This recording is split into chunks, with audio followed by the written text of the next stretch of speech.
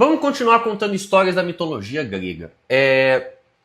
Devemos lembrar o seguinte, para entender toda a sociedade grega, e aí por consequência o teatro grego e a filosofia, é legal a gente olhar dentro da dicotomia entre ordem e caos. Tá? Desde o caos primordial contado lá por Hesíodo até a Titanomaquia, o caos governava o mundo, uma vez que não havia ordem, não haviam papéis bem definidos da natureza das coisas. E aí, quando Zeus e seus irmãos derrotam os titãs, a gente vai experimentar pela primeira vez no mundo a ordem, uma vez que Zeus, que era prudente e justo, ordena o cosmos, distribui funções para os seus irmãos, faz com que as coisas possuíssem um lugar natural de ser. Esse lugar natural de ser vai ter tudo a ver com aquilo que lá na filosofia vai ser discutido com o telos, que é nada mais do que a direção, a sua finalidade, enquanto fim, enquanto natureza. Então, perceba, Poseidon vai ser o senhor dos mares. Então, o telos de Poseidon, a finalidade de Poseidon, a natureza de Poseidon é uma natureza aquática, da qual ele pertence e ele vai sempre dominar os mares. Hades vai ter enquanto finalidade, vai ter enquanto sua natureza ser o guardião do Tártaro. Tanto é que a gente vê, às vezes, uma confusão. Às vezes as pessoas vão falar do Tártaro e falam propriamente Hades. Porque, de fato, o Hades ele vai representar essa personificação do Tártaro. Da mesma forma, Poseidon, do mar e assim por diante. Então, assim, entender o pensamento grego, para entender o pensamento grego, é fundamental que a gente volte nesses mitos, que são mitos fundadores da civilização grega, que depois viriam a ser retomados pelo Ocidente, e aí Freud, Shakespeare, todo mundo vai usar a mitologia grega para explicar fenômenos sociais contemporâneos e assim por diante, tá? Mas então vamos voltar da onde a gente parou na historinha. Se você não acompanhou, se você perdeu a primeira aula, volta aqui e assista. Bem, após Zeus derrotar Cronos, portanto, ele estabelece a ordem no mundo. Uma ordem plena, onde todas as coisas passam a ter uma função, onde a maré vai marear, onde o vento vai ventar, onde as coisas estão organizadas de tal modo que nada de diferente acontecia. Tá? Porque aquilo de diferente que pode acontecer, ele tem que estar sujeito a uma desordem. Mas essa desordem já não existia mais, porque o Zeus colocou os pingos nos is, colocou cada divindade no seu lugar. Então, assim, tá tudo funcionando, tá tudo correndo de maneira calma, pacífica, perfeitinha. Zeus deixou o mundo dessa forma. Ordem completa. Vamos pensar numa tarde de verão, que você tá de férias, não tem nada para fazer, tá tudo em ordem. Tá? Não tem nada fora do normal, nada fora do controle. Tá tudo correndo da maneira como as coisas devem correr. Sem estresse, sem imprevisibilidades. O mundo se tornou isso. Tá? E essa tarde de verão, que você tá na rede ali, curtindo um som, ela é muito legal. Só que quando nada acontece, literalmente nada acontece. Fica naquela mesma. E nesse contexto ainda não existiam os homens, ainda não existiam os animais, existiam essas forças da natureza, essas divindades, tá? E eu vou contar uma historinha aqui agora, a continuação, que ela vem de um texto de Platão, chamado Protágoras, tá? Porque o mundo em ordem, uma ordem completa, virou um saco. E aqui a gente percebe uma coisa que é fundamental para as nossas vidas, tá bem? Essa dicotomia grega, que não serve apenas para entender o mundo grego, mas até para entender as nossas relações humanas e o nosso mundo contemporâneo, nos leva ao seguinte entendimento, que talvez vocês já tenham sentido na pele. Quando as coisas estão muito em ordem, quando um relacionamento está muito em paz, não dá tesão. Não dá tesão. Você perde a graça. Vira um saco. Sabe quando você você tá de férias há 10 anos, você não tem mais porra nenhuma para fazer, o mundo se torna um saco, porque nada acontece. Vocês já sentiram isso? Às vezes numa relação, o que vai segurar uma relação pode ser justamente essas imprevisibilidades da relação. Sabe aquele sentimento que você chega numa segunda-feira pro seu colega, pra sua esposa, sei lá, você fala, você não vai acreditar que aconteceu no final de semana, você não vai acreditar que aconteceu hoje. Isso aí não acontecia nesse contexto pós-titanomaquia, porque o mundo estava em ordem. O rio estava correndo, o vento estava ventando, a árvore estava lá sendo árvore e nada mais acontecia. Não tinha caos, não tinha guerra, não tinha conflito, não tinha nada que tirasse as coisas dessa ordem total. E, portanto, os deuses começaram a ficar de saco cheio. O mundo virou um saco, virou uma merda. Que tédio. Porra, nada acontece. Bem que na guerra era legal, porque na guerra eu tava lá, dando soco na cara. E se vocês bem lembram, a guerra entre os titãs e Zeus e os irmãos de Zeus foi uma guerra muito sanguinária, porque são deuses. Deuses não morrem. Então é soco na cara e não morre. Nada, sabe? Então, assim, pelo menos tinha emoção, pelo menos tinha algo acontecendo. E aqui a gente vê essa relação muito bem clara. As nossas vidas, se tiver numa ordem, numa paz total e absoluta, não tem graça nenhuma. Os deuses viveram esse drama. Os deuses viveram esse drama. E aí eles chegaram para Zeus e falaram, viu Zeus, é o seguinte, ninguém aguenta mais. Nada acontece nessa porcaria desse mundo, a gente tem que criar algo que possa tirar a ordem do mundo. E aqui, de novo, né, caos e ordem. A nossa vida, ela não pode ser só caos. Mas se ela for só ordem, também não funciona. Não é mesmo? Então, eles chegam para Zeus e fazem essa provocação. Zeus, ou você faz alguma coisa sobre isso, ou o bagulho vai ficar louco. E aí Zeus acata o pedido, tá? E nesse momento ele vai conversar com dois filhos de titãs. Prometeus e Epimeteus, tá? E o papel deles, a tarefa deles era muito simples, sabe? Chega aqui. Vocês vão precisar desenvolver alguns seres que serão seres responsáveis por poder tirar essa ordem do mundo, porque o mundo estava um saco. Então, são os seres que vão colocar um pouquinho de caos. E o caos vai dar divertimento para os deuses. O caos vai dar sabor de novo para o mundo, que já não tinha mais sabor há muito tempo. Porque a tarde de verão na rede é legal, mas quando você faz 10 mil anos que nada acontece, aí é um saco, né? Imagina você estar de férias por 10 mil anos e não ter nada para fazer por 10 mil anos. Não dá. Fica louco. Os deuses estavam loucos. E aí, muito legal que assim, Prometeu e Epimeteu são figuras bem diferentes. Tá? O Epimeteu, ele é representado enquanto um ser mais bobinho. Epimeteu, ele era mais ingênuo, mais inocente.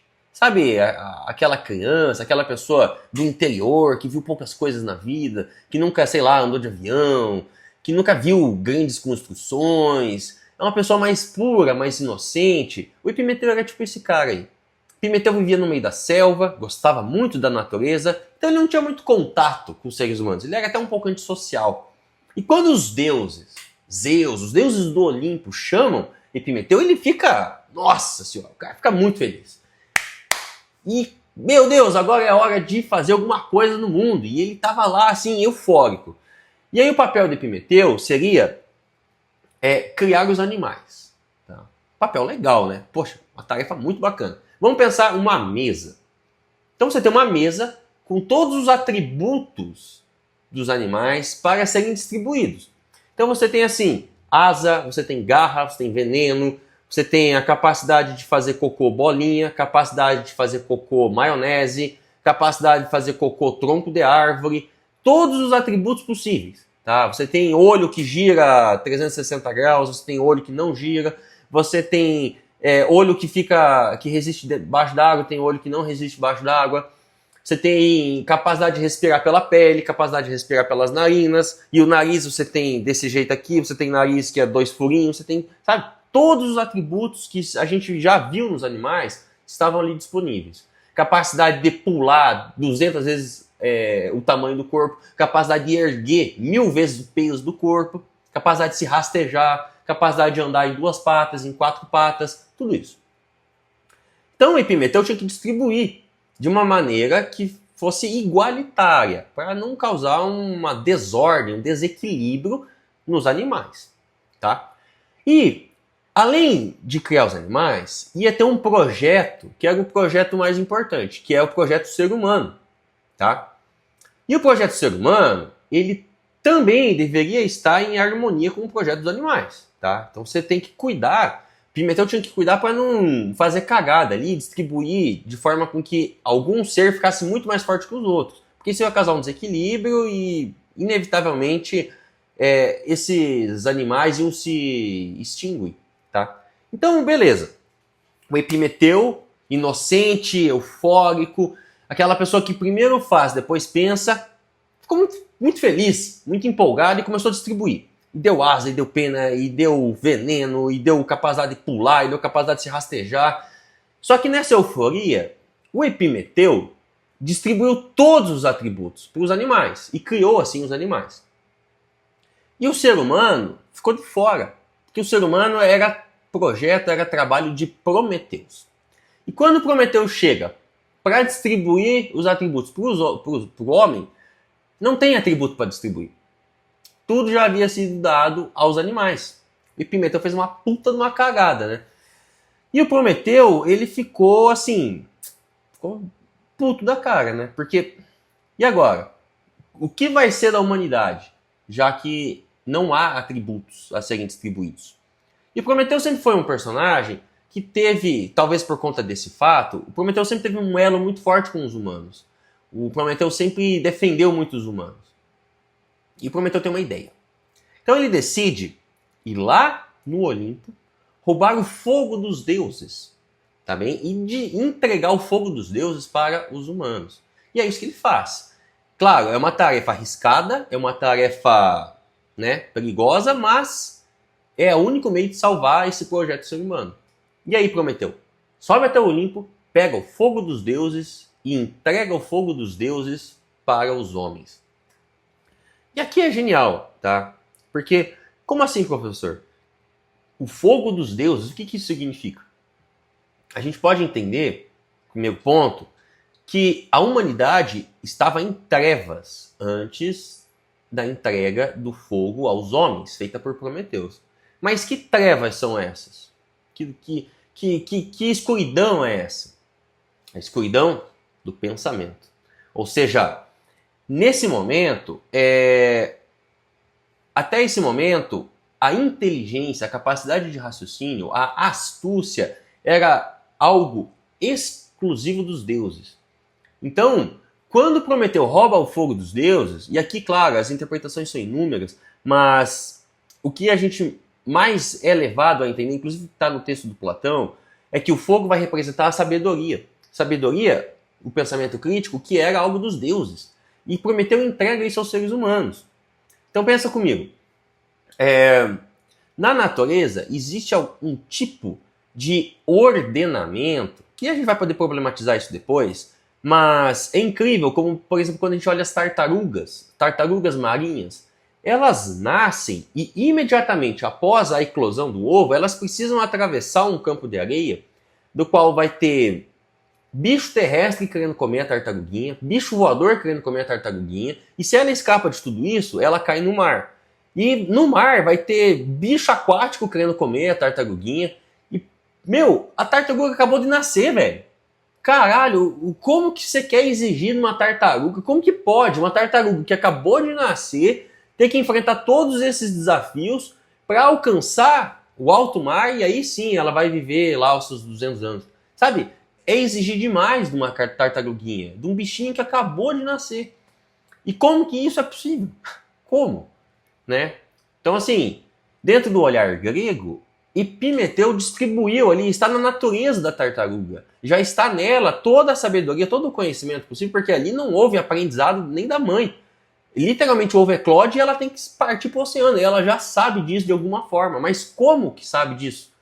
Pois é, Epimeteu distribuiu e colocou na natureza da tartaruga esse conhecimento. E por isso que ela vai. Tá? O homem, em contrapartida, nasce pelado. Literalmente. A gente não tem capacidade nenhuma. A raça humana, a gente é extremamente reféns dos nossos pais por muito tempo. Tem gente que até na vida adulta fica dependente dos pais. Então, assim, o homem, nu, ele não tem atributos. Pensa nisso. O homem, ao nascer, não tem atributo nenhum. O que você fazia com um dia de vida? Um ano de vida? Você fazia nada. Nada, nada, nada. A girafa, ela nasce, acabou de nascer, e ela já fica em pé. Pesquisem aí, o parto de uma girafa. Coisa inesquecível. Então, Prometeu, ele nos deu um atributo. Nós só temos um. Mas esse único atributo é tudo que a gente precisa. Porque com a capacidade de pensamento, pensa comigo, nós não temos um casco para nos proteger, nós não temos veneno, nós não temos garras afiadas, caninos afiados, mas nós temos a capacidade de pensamento, de observação. Então a gente conseguiu pegar um galho na natureza, afiar e fazer uma lança. A gente conseguiu desenvolver a ciência e a filosofia a tal ponto que a gente construiu um avião. E beleza, a gente não tem asas, a gente não pode voar como os pássaros, mas nós temos um avião. Mais do que isso, a gente conseguiu fazer um foguete que está indo para a Lua e agora está voltando em segurança, sabe? Então, o ser humano tem um atributo, apenas um atributo, mas é o melhor de todos eles, porque é um atributo exclusivo dos deuses, que é a capacidade de pensamento, que é a capacidade de raciocínio, capacidade de identificar padrões e agir a partir desses padrões, capacidade de pensar o abstrato, de empreender empreendimentos nunca antes empreendidos, de fazer coisas nunca antes feitas, de realizar obras nunca antes realizadas. E isso é o que nos faz seres humanos, é isso que nos dá um poder, que é um poder apelativo. Nenhum animal consegue desenvolver um foguete, ou já conseguiu. Nenhum animal consegue desenvolver uma lança, tal como a gente desenvolveu. A gente desenvolveu a pólvora, tá entendendo? E esse é o ponto. Esse é o ponto que nos separa dos animais, tá bem? Então, Prometeu salvou a nossa vida. Graças a Prometeu, a gente perpetuou a nossa espécie e a gente conseguiu, inclusive, dominar as outras. O que a gente vê é que Prometeu, ele já foi além do projeto inicial. Deveria ter uma espécie de ordem no mundo. Só que a capacidade de pensamento, ela é um atributo apelativo. Portanto, os deuses ficaram zangados com Prometeu. Porque não era para os seres humanos ter o controle do pensamento. Não era para os seres humanos terem a filosofia. Isso é algo dos deuses. Então eles castigaram Prometeu, que é algo muito comum, né? Quando a gente fala de mitologia grega, a gente lembra muito dos castigos emblemáticos. E o castigo de Prometeu foi ser amarrado no alto de uma montanha, do qual todas as noites um pássaro vem e come todo o sistema digestivo, toda a barriga de Prometeu. Só que detalhe que ele é um titã, não é mesmo? Então ele não morre. E aí, no dia seguinte, na manhã, a barriga se regenera. E aí o pássaro vem de novo e come a barriga de Prometeu. E ele está lá nesse martírio até hoje, segundo algumas histórias. Tá bem? Então, essa história, ela é fundamental. Ela é linda, porque ela nos explica a diferença entre os homens e os animais. Lembra da nossa primeira aula sobre o que é filosofia? Então, a gente se deparou com essa questão em algum momento da trajetória humana. E a gente precisou responder isso aí. E qual foi a primeira forma de responder essas perguntas do mundo? A mitologia. E a mitologia nos dá respostas sensacionais. Respostas que recorrem ao sobrenatural, que recorrem a uma explicação que não é racional, mas são explicações magníficas por conta da sua complexidade abstrata. Ou seja, Prometeu nos entregou o fogo dos deuses, trouxe iluminação para um mundo que estava em trevas, iluminação da mente, da razão. E é daí que vai vir todas essas relações entre signos do pensamento, da razão, da luz, do iluminado, que vai vir até o nome de iluminismo na modernidade, no fim da modernidade, enfim. Então a história de Prometeu é uma história incrível. Uma história incrível. Agradeça a Prometeu por você ter um atributo que permite que você faça coisas incríveis e nunca antes realizadas. Mas a história não termina por aí não, tá? Porque os deuses gregos, e aqui é um tema para uma outra aula, mas os deuses gregos, eles são soberanos ao ponto de eles não se contentaram em punir apenas Prometeu. Eles decidiram punir a humanidade.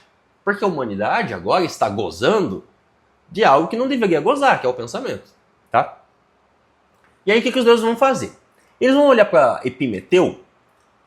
Lembra? Epimeteu era meio bobinho, era um cara meio inexperiente, primeiro faz, depois pensa. E eles chegam para Epimeteu e falam, viu, você fez um ótimo serviço, Epimeteu.